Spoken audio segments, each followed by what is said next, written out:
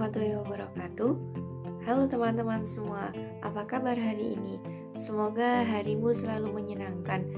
Perkenalkan, saya Putih Intan Setiani dengan NIM 2120248 dari kelas Ilmu Pendidikan C, jurusan Pendidikan Agama Islam IAIN Pekalongan 2021.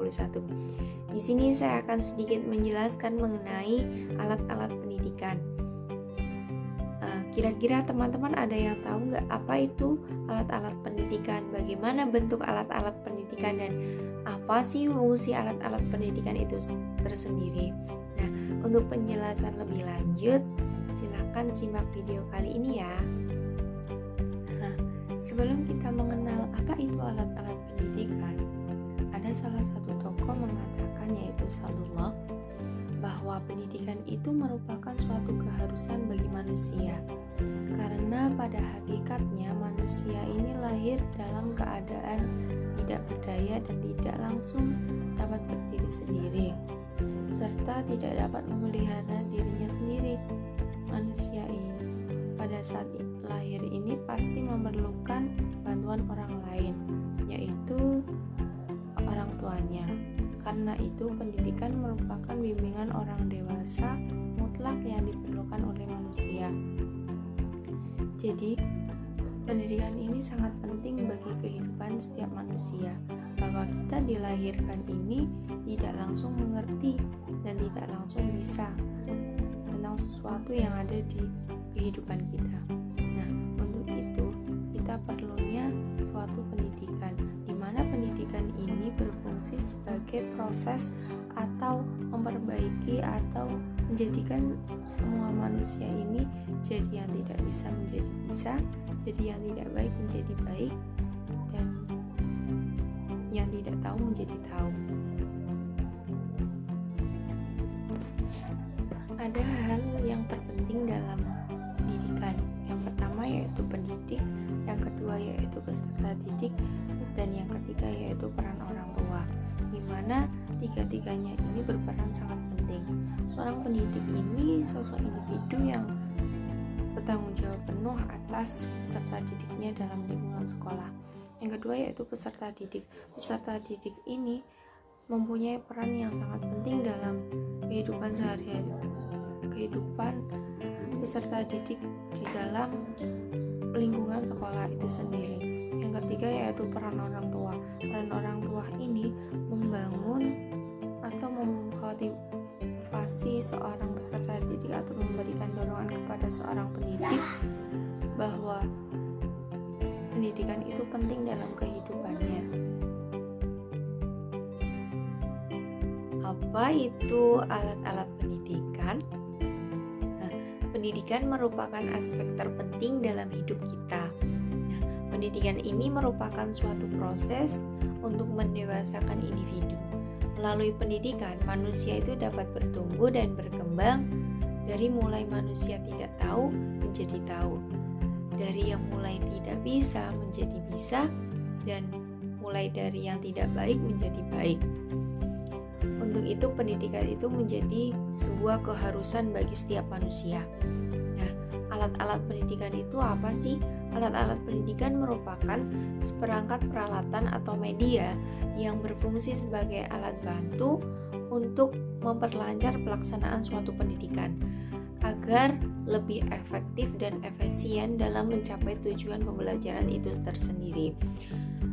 Mengingat bahwa alat pendidikan merupakan alat yang terpenting dalam usaha penyampaian ilmu ataupun pesan bagi seorang pendidik, maka pemahaman tentang alat-alat pendidikan ini sangat mendasar bagi seorang pendidik.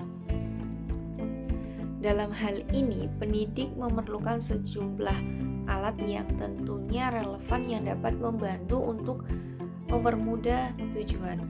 Alat-alat pendidikan ini diklasifikasikan atas alat yang bersifat kebendaan yang disebut media dan non-kebendaan, yaitu yang bersifat normatif. Poin selanjutnya adalah jenis-jenis alat pendidikan. Karakteristik alat pendidikan merupakan hal yang dapat dikatakan sebagai persyaratan atau berbagai kondisi yang ideal dari alat-alat pendidikan, baik itu alat pendidikan yang material ataupun non-material. Nah, jenis-jenis alat pendidikan ini dibagi menjadi dua, yaitu yang pertama alat-alat pendidikan represif. Yang kedua yaitu ada alat pendidikan yang bersifat material. Alat pendidikan represif adalah alat-alat pendidikan yang bersifat untuk pencegahan atau mencegah masuknya pengaruh-pengaruh buruk dari luar ke dalam diri individu sendiri. Nah, pendidik mempunyai kewajiban yaitu mendidik peserta didik agar menjadi anak yang baik atau mencegah atau membentengi peserta didik dari masuknya pengaruh-pengaruh buruk ke dalam diri peserta didik itu sendiri. Salah satu bentuk alat pendidikan represif ini diantaranya yaitu ada pembiasan, pengawasan, perintah, hukuman, larangan, dan lain sebagainya.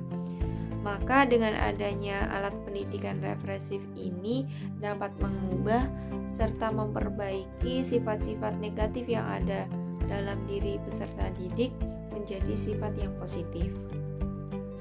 Nah, yang kedua yaitu ada jenis alat pendidikan yang material, yaitu alat-alat atau pengajaran yang berupa benda-benda yang nyata. Biasanya ini ada di lingkungan sekolah, yaitu jenisnya dapat dikelompokkan menjadi beberapa jenis. Yang pertama yaitu ada lahan atau tanah, yang kedua ada bangunan, yang ketiga ada perabotan atau perlengkapan lainnya yang ada di dalam kelas, misalkan yaitu ada kursi, ada bangku, dan lain sebagainya.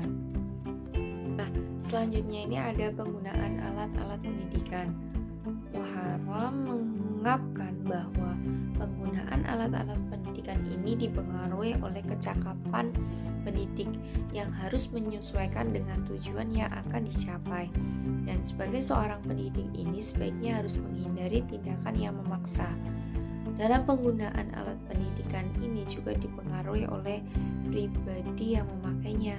Memakai alat pendidikan juga harus menyesuaikan dirinya dengan tujuan yang dikandung oleh alat pendidikan itu sendiri.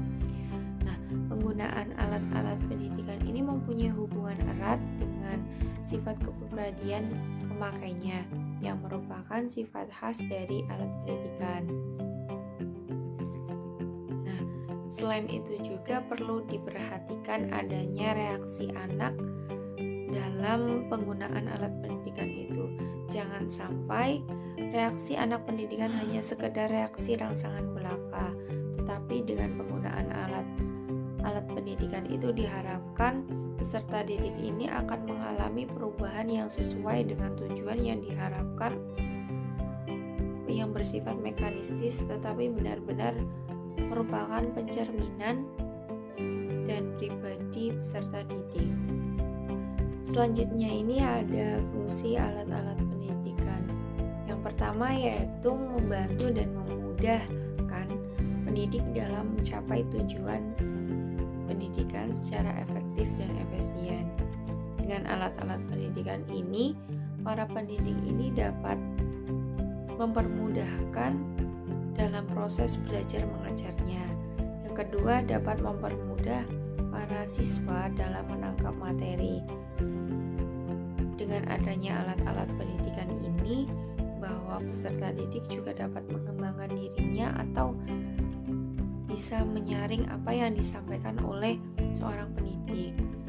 Nah, dengan adanya alat pendidikan juga, peserta didik ini memperkaya pengalaman belajar serta membantu memperluas pengetahuan mereka. Yang ketiga ada perkembangan pribadi serta untuk memajukan mutu pelajaran di sekolah, yaitu dengan adanya alat-alat pendidikan yang mendukung, artinya bahwa mutu sekolah itu sangat diperlukan oleh masyarakat atau orang tua yang menyekolahkan anaknya di situ. Yang keempat yaitu ada membantu perkembangan siswa. Dengan adanya alat-alat pendidikan ini, siswa dapat berkembang dan berproses sesuai dengan kelasnya masing-masing. Nah, baiklah teman-teman semua, itu tadi penjelasan dari saya mengenai alat-alat pendidikan. Semoga dapat bermanfaat. Kurang lebihnya saya mohon maaf. Sampai jumpa di lain kesempatan. Wassalamualaikum warahmatullahi wabarakatuh. Belajar hari ini merupakan bekal di masa depan. Tetap semangat dalam belajar dan jangan putus asa dalam belajar.